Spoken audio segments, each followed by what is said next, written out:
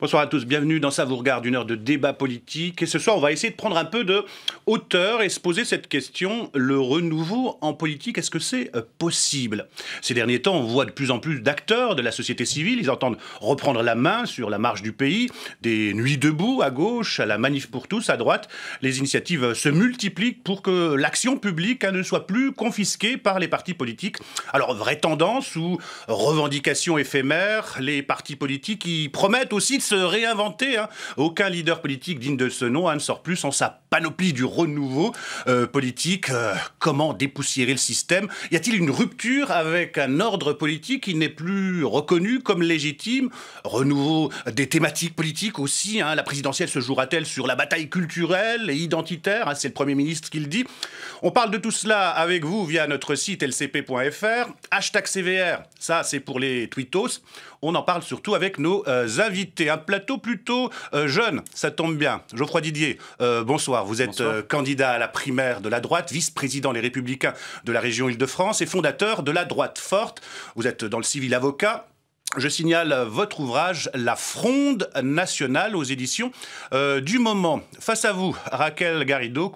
Bonsoir. Bonsoir. Vous êtes cofondatrice du Parti de gauche. Votre ouvrage « Guide citoyen de la 6e République ». Pourquoi et comment en finir avec la monarchie présidentielle?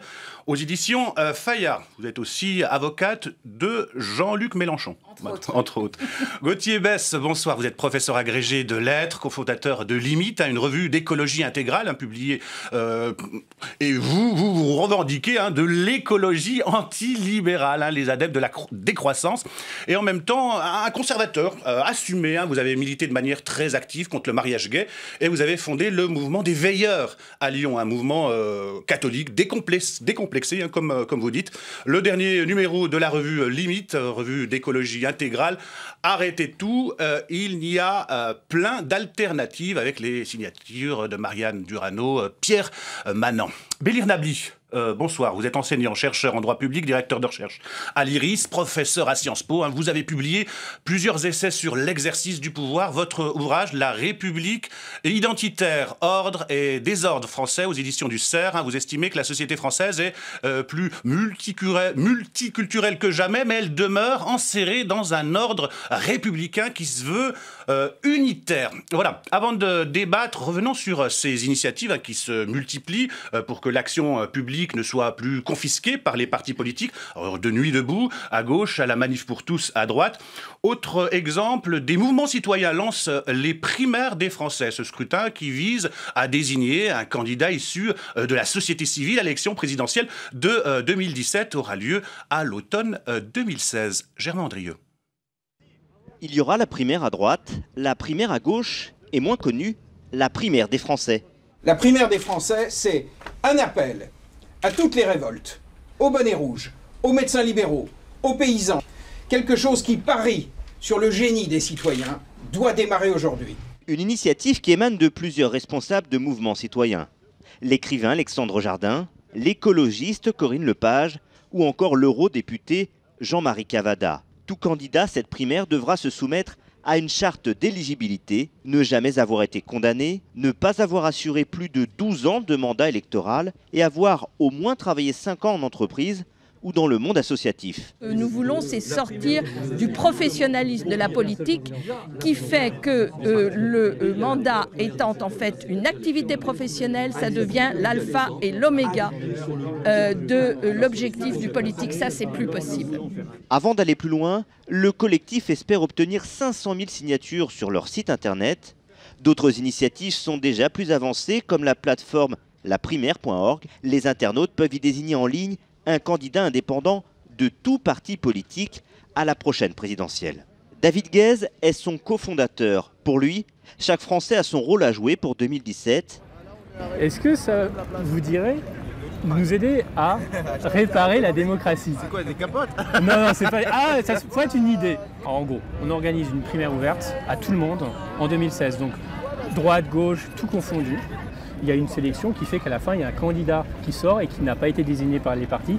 Médecins, journalistes, entrepreneurs, commerçants, 200 Français sont déjà candidats. Ils viennent de tous bords politiques. Et pour réussir son pari, David Guez a établi un agenda précis de la campagne à venir. De avril jusqu'à juin, c'est la première phase, on va identifier les candidats. De juillet jusqu'à septembre, ça va être la phase de co-construction, d'échange entre les candidats et les citoyens. En septembre-octobre, il va y avoir à nouveau une phase de vote et une phase de finalisation de programme. Et en décembre, il y a le vote final. Et à partir de décembre, le candidat vainqueur est porté à la présidentielle. Rendez-vous dans quelques mois pour mesurer le succès ou non de ces initiatives citoyennes. Voilà, un reportage de Germain Andrieux. Je voulais vous poser cette question toute simple. Ce genre d'initiative, c'est primaire citoyenne, c'est du renouveau ou c'est cosmétique? Je crois, Didier. Moi, je ne préjuge pas de ce que deviendra cette initiative, qui est une initiative citoyenne, mais je crois qu'il faut être à la fois réaliste et volontariste. Réaliste dans le sens où il y a des formations politiques, les partis politiques qui sont inscrits dans la Constitution de la Ve République, qui concourent à l'expression du suffrage et qui sont en fait très structurants dans la vie politique française. Et en même temps volontariste, parce que je crois qu'il faut changer le système de l'intérieur. C'est-à-dire qu'il faut... Pas qu'on abandonne le clivage droite-gauche. Non, c'est pas ça. C'est que je ne suis pas contre les partis politiques. Alors que d'autres disent que les partis politiques ne servent plus à rien. Non, je crois que les partis politiques sont utiles à la démocratie, mais qu'il faut les changer de l'intérieur.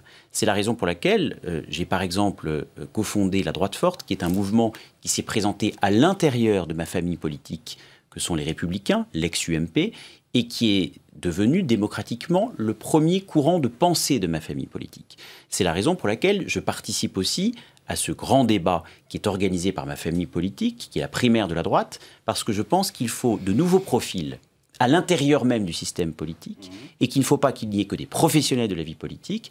Moi, comme vous l'avez dit au départ, j'ai un métier, je suis conscient pour travailler avec les entreprises tous les jours des réalités économiques, et je crois qu'en réalité, ce sont les hommes et les femmes, leurs profils, qui changeront le système plutôt que les institutions elles-mêmes ou le cadre à l'intérieur de ce système. Raquel Garrido, ces mouvements, c'est le symptôme de quoi? On a vu ce mouvement-là, mais il y a aussi les Nuits debout, hein. Il y a à gauche, la Manif pour tous, à droite, c'est quoi? C'est le symptôme d'un ras-le-bol du citoyen vis-à-vis de la politique traditionnelle et d'une république des partis? Oui. C'est le symptôme d'une absence totale de consentement aux institutions. Qu'on peut appeler aujourd'hui nos institutions de la Ve République, on peut appeler ça une oligarchie, une partidocratie, enfin vous pouvez donner des noms, mais en tout cas, ça n'est pas une république au sens de régime politique dont l'objet est le gouvernement du peuple, par le peuple, pour le peuple. Et à la fois, c'est le symptôme d'une aspiration à la participation démocratique. Parce que la critique des institutions de la Ve, moi je la fais depuis plusieurs années, mais j'ai constaté que le fait de taper sur ce clou en disant « Regardez comme vous êtes dépossédés de vos droits civiques en tant que citoyens avec ces hommes et ces femmes politiques qui se désignent entre eux, qui se cooptent entre eux, qui présentent des programmes qu'ils ne respectent pas. » En définitive, quand on énonce cette réalité, qui est incontestable, ça génère beaucoup d'abstention.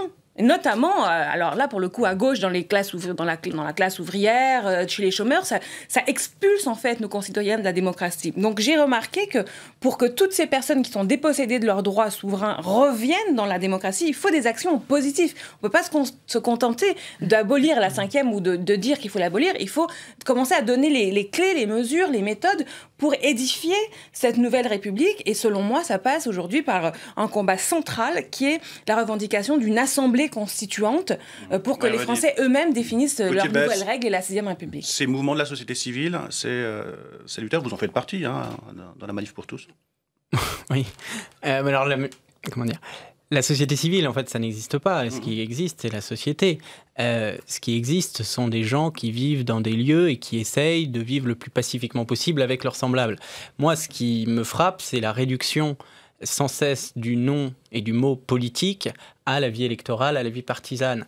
Et alors la primaire des Français, la primaire, etc., c'est très sympathique. Mais on continue dans cette réduction de la politique à l'électoralisme. Et moi, ce qui m'intéresse, c'est plutôt de développer l'autonomie des communautés locales, des gens dans leur quartier, dans leur ville, dans leur village, sachant que la France ne se réduit pas à Paris. Et que ce dont je crois notre pays a besoin, c'est justement que les gens se réapproprient la chose politique, la République au sens de bien commun, le res publica, et cesse effectivement de déléguer leur souveraineté, leur pouvoir à des institutions de plus en plus lointaines, puisque le problème de notre démocratie, c'est aussi l'opacité institutionnelle des pouvoirs qui sont à Bruxelles, qui sont à Wall Street, qui sont je ne sais où, mais effectivement dans des lieux inaccessibles aux citoyens.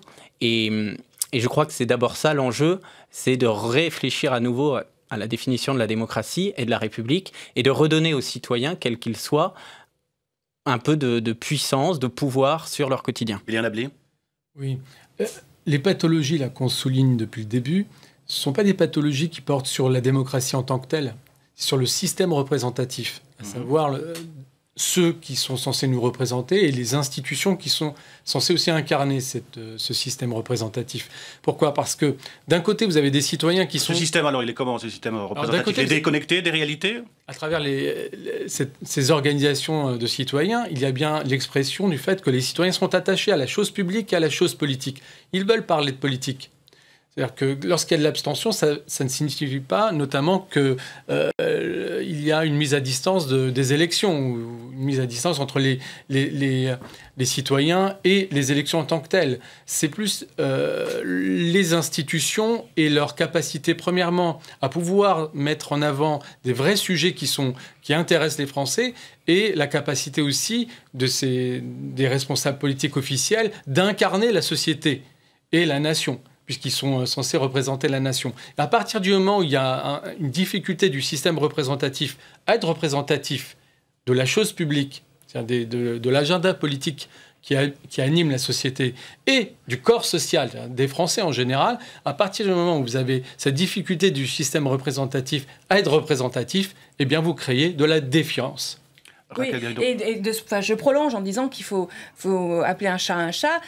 Quand vous dites que cette classe politique ne défend pas l'intérêt général, ce qu'on peut appeler l'intérêt général, dans le fond, c'est parce qu'à défaut de défendre cet intérêt général, elle défend des intérêts particuliers, qui sont les intérêts du capitalisme qui détruit la planète, du capitalisme qui exploite les travailleurs, qui expulse les gens dans le chômage, etc. Donc, l'exemple du 49.3, le 49 alinéa 3 de cet article paradigmique de la Constitution de 1958 qui est en cours d'utilisation actuellement est vraiment c'est un très bon exemple. Hier, Madame El Khomri disait dans Le Monde, ce n'est pas un passage en force. Mais... alors, c'est comme ceci n'est pas une pipe, quoi. Enfin, je veux dire, à un moment donné, le mensonge politique est devenu un art. Et c'est pas parce que l'article 49.3 est dans la Constitution et qu'il est légal au sens constitutionnel du terme qu'il est pour autant légitime ou qu'il est pour autant démocratique au sens que la majorité des gens se font de ce que c'est que la démocratie. Donc, ce qui est intéressant, moi, je trouve, c'est que autant la latéralité entre droits sociaux, enfin droite-gauche, entre travailleurs, capitalistes, etc., ce sont des latéralités qui viennent de très loin. Autant cette revendication de démocratie, notamment à travers la critique de l'article 49 alinéa 3, qui est quand même nouveau, c'est quand même nouveau que des gens viennent à l'Assemblée nationale pour manifester, non pas seulement contre la loi El Khomri, mais aussi contre l'article 49 alinéa 3, lequel mouvement El Khomri, d'ailleurs, dure 4 mois et il a connu une sorte de regain quand le gouvernement a fait voter la première fois par l'article 49.3. Tout ça me semble des choses positives. Maintenant, il faut aller plus loin dans les propositions. Le 49.3, c'est quoi ? C'est le coup d'État permanent ? Oui, mais je voudrais juste compléter ce que disait Raquel Garrido en disant quand même qu'il faut bien faire la distinction entre, d'une part, les élus locaux, qui sont plusieurs dizaines, voire plusieurs centaines de milliers en France, et qui, dans leur immense majorité, agissent dans l'intérêt général, sans faire de bruit, sans appartenir forcément d'ailleurs à une formation partisane. Et puis de l'autre côté, les gouvernants qui, eux, vivent souvent dans leur bulle et sur lesquels on voit bien que le divorce est consommé avec les Français.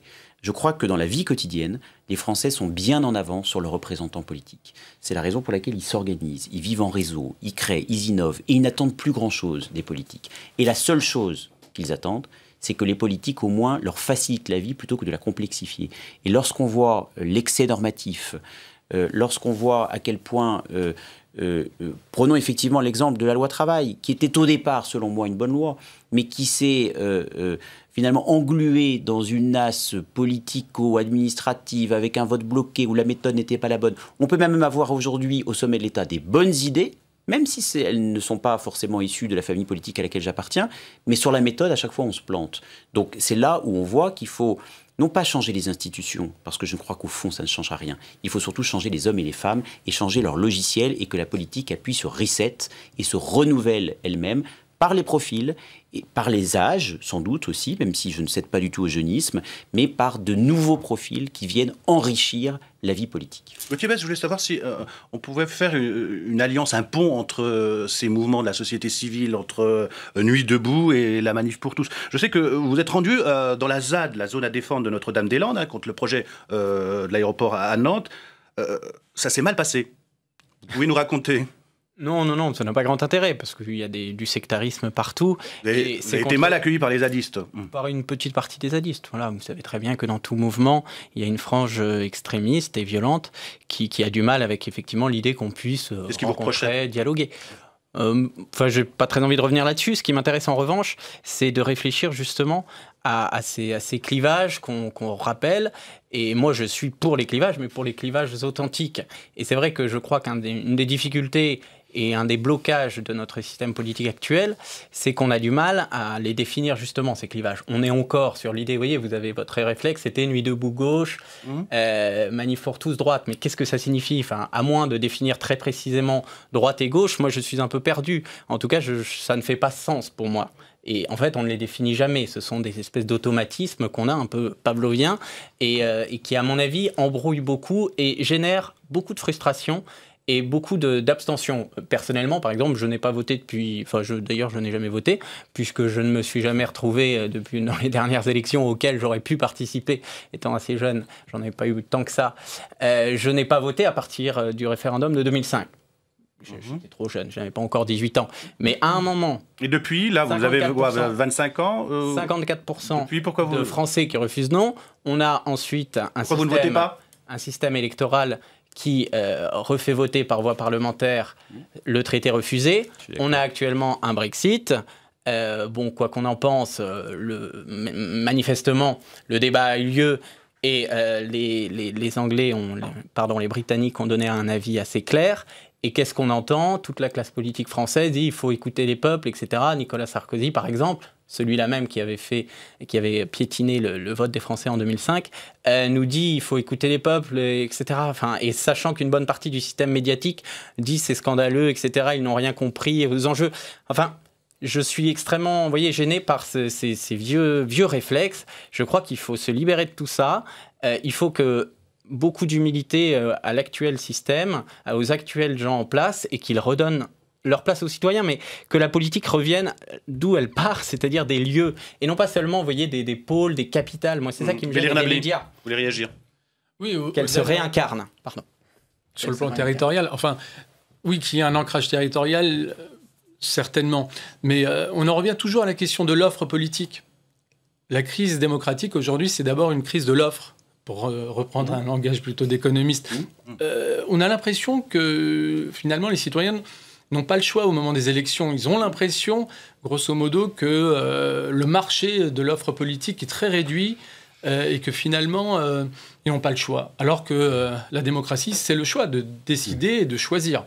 Et donc vous avez là une vraie source. De très réduit, démocratique. C'est-à-dire que finalement, par exemple, par rapport aux différentes options économiques à suivre pour le destin de la France, en gros, on nous explique surtout qu'il y a plus de contraintes que de possibilités.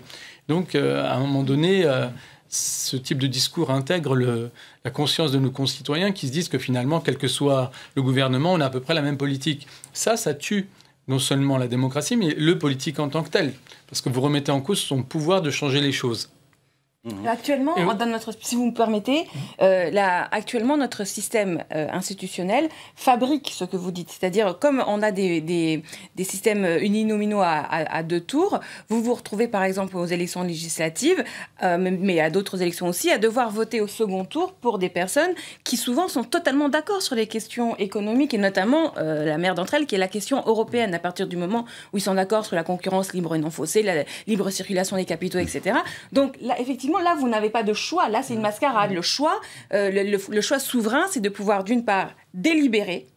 Et là, c'est très important parce que on pourrait souhaiter une sorte de démocratie du clic où, en gros, je me sens souverain dès lors que j'ai dit oui, non à tout un tas de questions. Non, il y a aussi une délibération, cette fabrication matérielle et vivante de l'intérêt général qui est consubstantielle à la démocratie. Mais aujourd'hui, ce lieu n'existe pas. Il n'y a pas de lieu où je vais participer à cette discussion qui fait de nous un peuple unique et un peuple souverain parce qu'il exerce des droits politiques. Et puis, d'autre part, vous avez des politiques qui derrière, sont tous d'accord. Donc, c'est pour ça que j'en reviens toujours à la même idée, qui est de dire... ça ne sert à rien de vouloir faire des primaires, par exemple, pour choisir la couleur de la cravate du monarque. Il faut abolir la monarchie. Et justement, alors...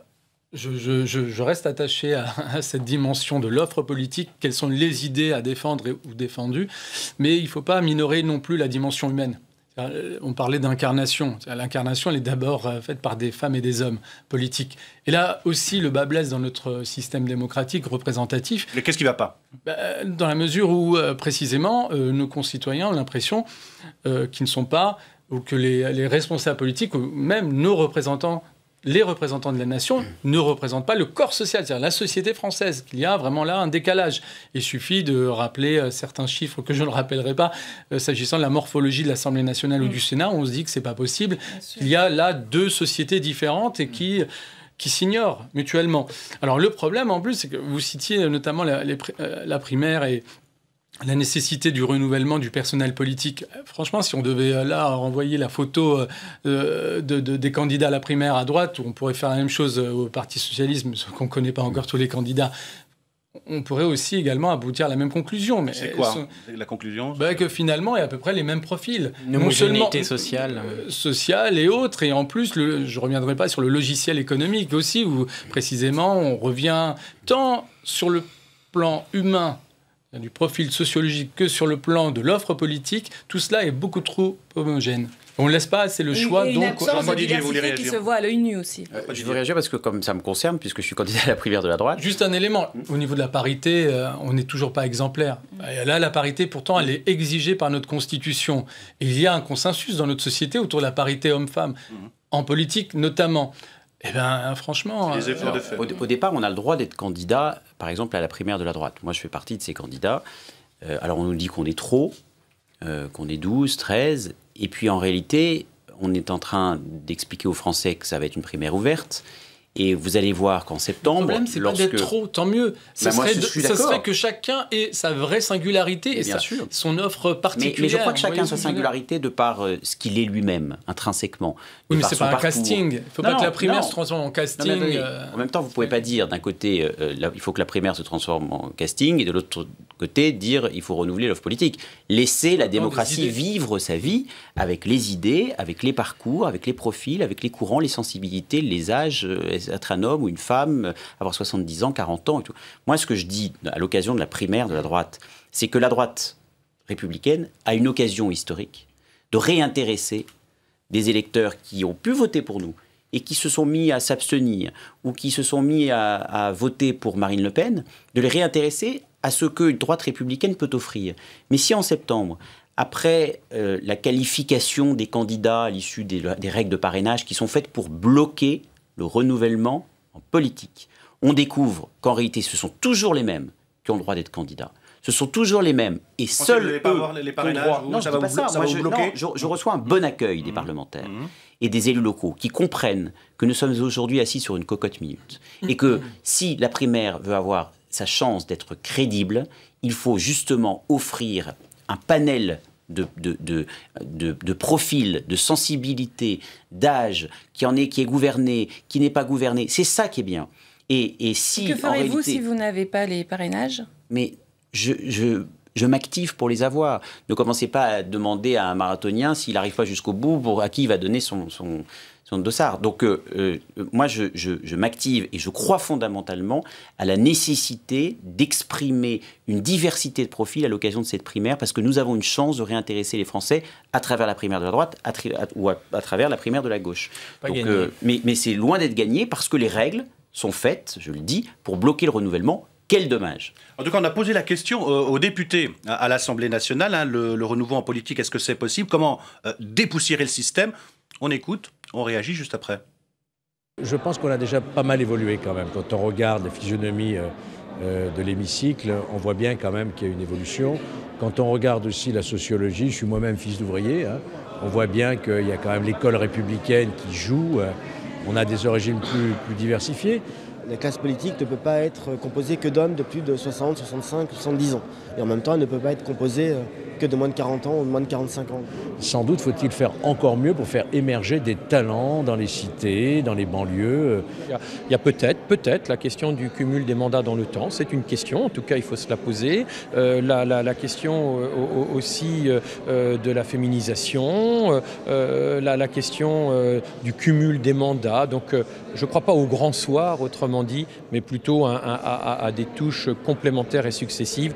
Le fait qu'il n'y ait pas de cumul des mandats, c'est très important parce que ça prépare tout un vivier de personnes qui ont l'occasion de se former sur le tas à différents niveaux.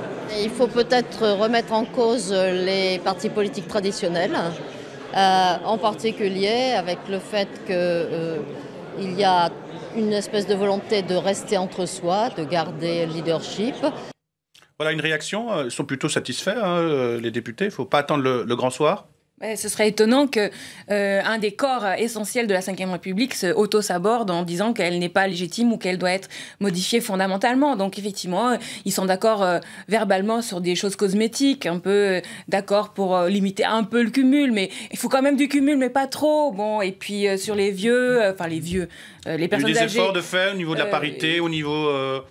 la représentativité beaucoup trop peu. Et puis, on peut le dire, en France, on a une gérontocratie. D'ailleurs, c'est quand même dingue que dans ce pays, il y a eu des propositions de loi qui émanent de certains groupes ou de certaines associations pour limiter l'âge à partir duquel, enfin au-delà duquel on ne devrait plus pouvoir être parlementaire. Suggestion avec laquelle je ne suis pas d'accord. Je pense s'il faut donner de la vie à nos institutions, c'est plutôt en intégrant les jeunes, et je suis plutôt d'accord pour un élargissement de droits, et notamment de donner le droit de vote aux 16 ans et plus. Mais fondamentalement, ce qu'il faut regarder, c'est qui est pour le droit de révoquer les élus, par exemple. Le droit de révoquer les élus, qui serait un droit nouveau, qui existe dans de nombreux États aux États-Unis, en Amérique latine, un peu partout dans le monde, là, qui romprait fondamentalement avec l'impunité. Parce que la marque de la Ve République, c'est l'impunité. Vous regardez sur le Brexit, on en parlait. Vous avez deux gouvernements, donc Cameron et Hollande, qui ont été élus sur la promesse d'une renégociation de Hollande sur le TSCG, le traité Mercosur, et Cameron sur le Brexit, sur le référendum Brexit. Et ben, il y en a un qui s'est allègrement assis sur sa promesse au bout de 15 jours, parce que les institutions le lui permettaient. Et là, je crois d'idée, je vous en conjure, nous avons besoin d'institutions qui font qu'une personne non vertueuse, quand elle est dans le système, elle est quand même vertueuse, alors qu'aujourd'hui, nous avons un système inverse. Il y a quelqu'un qui arrive, un homme ou une femme, comme vous dites, qui est vertueux, nécessairement, il rentre dans un système qui est corrompu fondamentalement, même au niveau local, pour le coup, parce que vous avez un fait présidentiel au niveau du maire qui est très, très, très, très marqué, parce que toute cette impunité qui vient de la tête de la monarchie présidentielle, elle rejaillit en cascade sur tout le personnel politique. Et ça crée balkanisation de la politique. Ça crée des comportements veules, même pour les gens de bonne volonté. Si vous avez une association, par exemple, que vous voulez faire du soutien scolaire ou je sais pas, une AMAP, le bio, et ben vous allez toucher la main du maire en lui disant « Monsieur le maire, donnez-moi les subventions ». Plus il y a d'austérité, plus vous devenez veule. Tout ça, ce sont des comportements qui sont absolument nuls, alors qu'il nous faut quelque chose qui, en réalité, donne le pouvoir réel au peuple. Oui, je suis d'accord, mais ce n'est pas qu'une question de personne. Encore une fois, on aura mis Trucmuche à la place de Bidule, que ça ne changera rien si les idées sont les mêmes. Et je crois qu'on crève d'absence de vrais débats. On est toujours dans le There is no alternative de Margaret Thatcher. L'essentiel, c'est le renouveau des hommes ou le renouveau des idées? Justement, le renouveau des idées. C'est-à-dire, moi, si encore une fois, c'est une femme plutôt qu'un homme qui me dit on n'a pas d'autre choix que la croissance maximale du PIB, on n'a pas d'autre choix que toujours plus de béton, on n'a pas d'autre choix que la reproduction artificielle de l'humain à travers les PMA, les GPA, etc., ça ne m'apporte pas grand-chose. Si c'est un ouvrier plutôt qu'un avocat qui le dit, en soi, ça ne change rien. Ce qu'il faut, c'est qu'on repose les vrais débats pas seulement de société, de civilisation. Notre-Dame-des-Landes est ce que j'appelle un débat de civilisation. On nous a bassinés pendant 3 mois avec la COP21, l'événement de greenwashing du siècle, et on nous fait là Notre-Dame-des-Landes. Il y aurait beaucoup à dire sur le référendum, mais ce que je veux dire, c'est qu'on fait un aéroport, on va bétonner toute une zone humide, un écosystème extrêmement rare, on ravage la biodiversité, et on va continuer jusqu'où? Quand il n'y aura plus d'abeilles, on aura l'air malin, on ne pourra plus survivre. Alors bien sûr, on aura toujours une classe politique peut-être renouvelée avec des nouvelles figures, ce sera formidable, mais on vivra dans un monde ravagé. Et je crois que c'est vraiment de cela dont on manque le plus, c'est de reposer des questions non pas seulement de société, non pas seulement combien d'heures on travaille par semaine, même si c'est des enjeux importants, mais de civilisation. Dans quel monde voulons-nous vivre? Et précisément sur la question du progrès, sur la question de la croissance, sur la question de la finance, il faut tout remettre à plat. Geoffroy Didier. D'abord, il existe un droit de révocation des élus, ça s'appelle l'élection. Moi, je pars du principe que je fais confiance au peuple. Non, mais je pars du principe que je fais confiance au peuple et que le peuple sait très bien décider souverainement, démocratiquement, librement et régulièrement si un élu a fait son travail ou pas. Et puis, j'ai envie de vous dire, et je suis d'accord avec tout ce que vous dites sur le fond, mais j'ai envie de vous dire, engagez-vous. Comme vous le faites déjà, mais engagez-vous aussi dans le système politique. Changez-le de l'intérieur, infiltrez-le. Moi, je prends l'exemple de Sens commun. Je ne partage pas toutes les idées de Sens commun, je peux en partager certaines, mais ils sont en train de rentrer dans le système politique, ils prennent des places par la démocratie qui est vivante au sein de ma famille politique. Tant mieux, ils font valoir leurs idées. C'est ça qui est important. Et c'est exactement la même chose dans le cadre de la primaire. Derrière les hommes, il y a quand même des idées. Ne partez pas du principe que les hommes n'ont pas d'idées et que les hommes ne répondent qu'à un casting. Ça se passe pas comme ça, la vie. Oui, c'est-à-dire qu'il n'y a pas d'un côté le système politique qui est à jeter au rebut. Vous êtes en désaccord, là, il y a un problème. Mais bien sûr, mais soyez sans concession dans le débat politique. Non, mais le problème vous l'êtes des suffisamment, primaires, je le suis aussi. Le problème des primaires, c'est la raison pour laquelle je me présente, c'est que j'ai mes idées. Bernie Sanders, il soutient Hillary Clinton. C'est ça le problème. C'est qu'il y a une diversité peut-être d'idées. La vie est faite de passion. Mais au final, vous mangez vos couleuvres. La vie est faite de passion, comme elle est faite aussi de concessions. C'est l'histoire de la vie, mais c'est l'histoire de la vie dans votre engagement civique, comme c'est dans l'engagement politique. Ne soyons pas non plus utopiques, parce que l'utopie ne sert pas la cause de ceux qui nous regardent aussi, qui ont véritablement envie de changer les choses. Oui, on pourrait partager ce que vous venez d'exprimer, parce que finalement, ça donne une lueur d'espoir par rapport au système démocratique. Mais malheureusement, les partis dont on parle sont beaucoup plus fermés que ce que vous venez de décrire. Il y a un système. C'est pour ça que j'essaie de changer de l'intérieur. Écoutez, c'est particulièrement fermé lorsque vous appelez les citoyens à participer, à prendre le pouvoir finalement de l'intérieur. Écoutez, il suffit de voir à peu près les générations qui sont aujourd'hui au pouvoir, pour voir comment elles ont évolué vers le pouvoir en clan, avec non pas des vassaux, puisqu'on est quand même plus au Moyen-Âge officiellement, mais quand même avec des gens qu'on dit très proches, sûrs, avec des systèmes d'alliances qui s'inscrivent dans le temps long. Et finalement, vous voyez des carrières qui se font de manière interdépendante. Ce qui explique notamment que quelqu'un comme M. Balkany a réussi à être investi par son propre parti et qu'il a fallu attendre que lui-même demande à être démis de cette nomination unilatérale pour qu'enfin il ne soit plus investi. Tout ça pour dire que malheureusement, tout ça fait système. Les systèmes de partis, c'est quelque chose qui est structurel. Et en plus, ça a été consacré par notre Constitution, mais dans un bon esprit. Le fait de dire que les partis politiques ont une fonction éminemment démocratique, c'est quelque chose de. Vous savez la méfiance que le général de Gaulle avait à l'égard des partis. Voilà, mais sauf que là, vous vous contredisez, puisque vous êtes parti. Vous avez commencé votre intervention, mais ça se comprend dans l'esprit de la Ve République tel que cet esprit a évolué. que les partis politiques sont au centre du jeu. Et tant que les partis politiques ne s'ouvriront pas, n'aéreront pas... Changeons-les, plutôt que de les tuer. C'est ça que je veux dire. Vous dites changeons-les comme s'il n'y avait pas eu de force d'opposition et de résistance. Mais cette force de conservation, elle existe. Elle est extrêmement forte. Mais à nous moi, je ne veux citer personne dans aucun parti, mais franchement, tout cela est... Je suis le premier à le dire. Et tout cela s'inscrit dans le temps long. Donc si vous appelez une offensive citoyenne à l'égard des partis politiques, il y a des moyens de changer les choses concrètement. Moi, je suis par exemple totalement défavorable au cumul des mandats. Au cumul des mandats en simultané comme en cumul dans le temps. Pas du tout, je ne cumule pas, je n'ai qu'un mandat. Ah, mais j'ai jamais cumulé de mandat. Ah bon? Je n'ai jamais cumulé de mandat. J'ai un métier dans la vie et je pense que c'est sain. Et d'ailleurs, vous en avez un aussi. Le même. Qui est un métier de liberté, qui est une profession libérale, donc de liberté. Et en même temps, j'ai un mandat, et un seul mandat, c'est vice-président de la région d'Île-de-France. Et je suis conseiller régional d'Île-de-France depuis 2010. Et j'ai par exemple activement fait campagne auprès de Valérie Pécresse, qui avait dit aussi, si je suis élu président de région, je démissionne de l'Assemblée nationale et je suis président de région à 100%. Eh bien, c'est à mon avis ce qui explique aussi sa victoire. C'est que les Français, c'est Thierry Solaire, en fait. C'est le président de votre groupe qui cumule, c'est ça. Et ils souhaitent des... Mais dans toutes les formations politiques, il y en a qui cumulent. Je vous dis, il y a des résistances. Ils ont tort. Il y a des résistances. Et changeons les choses de l'intérieur. C'est la seule manière d'être à la fois, comme je le disais au début de cette émission, réaliste, c'est-à-dire lucide et en même temps volontariste, parce qu'il faut changer les choses. Je voulais qu'on écoute Bruno Le Maire. C'est ça l'engagement. Et les candidats Bruno Le Maire, comme vous, aux primaires de la droite, ils se revendiquent comme étant l'homme du renouveau. On écoute Bruno Le Maire interrogé par Anita Hausser. Il faut maintenant ouvrir la vie politique française.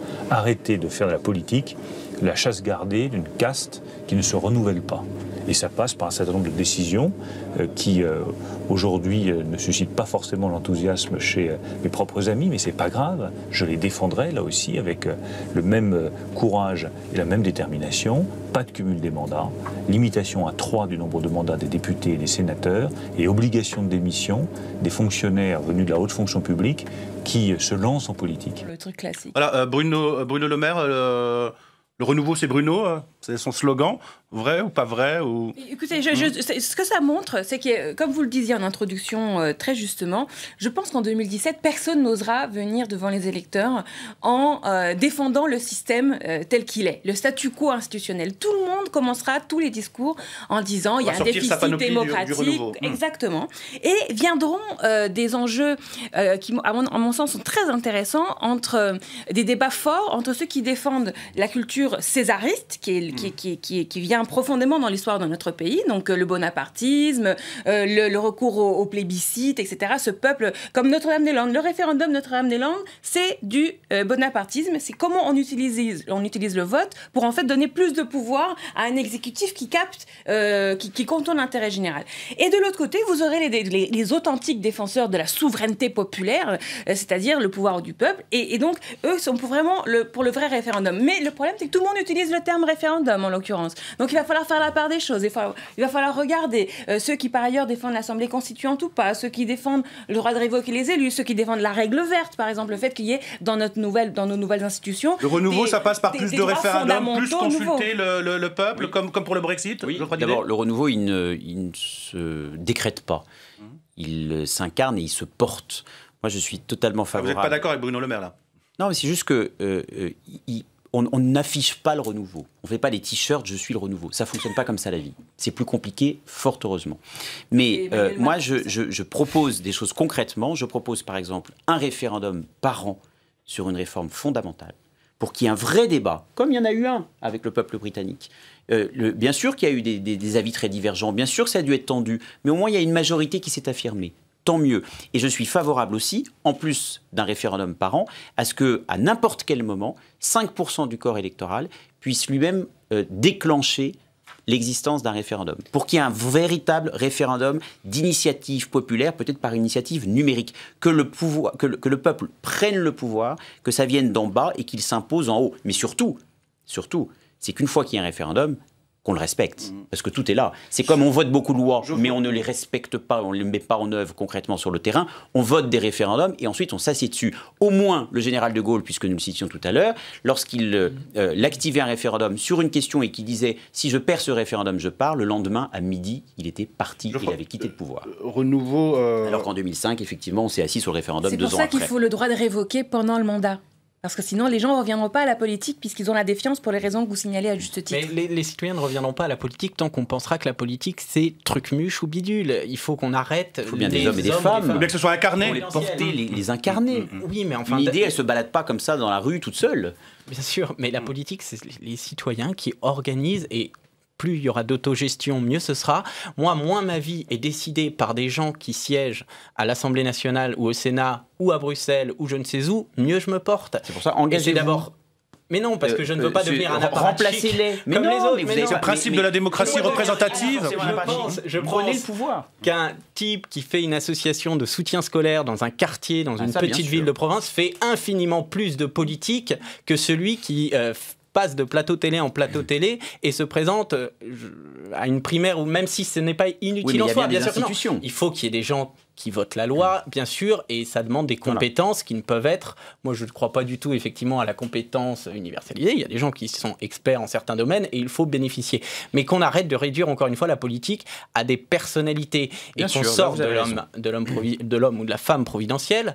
Jean-Claude Michéa, qui est un penseur qui m'est cher, parlait d'alternance sans alternative. Et on est ça, on remplace un tel par un autre et ça ne change rien sur les grands enjeux, les grandes sociétés, parce qu'on est encore dans une passivité du citoyen qui se fait petit à petit voler, confisquer sa souveraineté sur le monde. Ça ne change pas forcément, mais ça peut changer. C'est-à-dire que ce n'est pas qu'une question liée à la conception de la citoyenneté, c'est aussi une conception de l'État qui est en jeu si on vous écoute. C'est-à-dire qu'on a quand même une tradition centralisatrice. Le pouvoir politique, il est centralisé, même si on s'est décentralisé sur le plan administratif. Autrement dit, il n'y a qu'une seule loi qui s'applique sur le territoire national.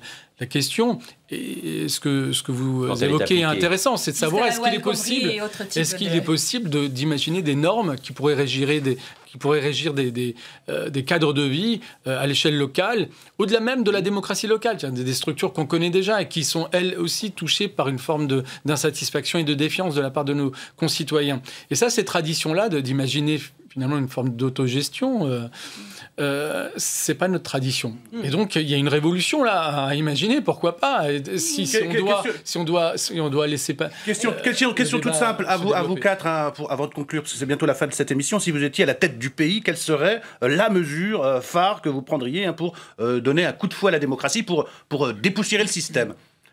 Moi d'abord, très rapidement. Alors la première chose, ce serait de convoquer effectivement une assemblée constituante pour que chaque Français vienne participer avec ses idées, avec son niveau d'ambition, les uns avec leur marotte écologique, les autres la question de la technologie.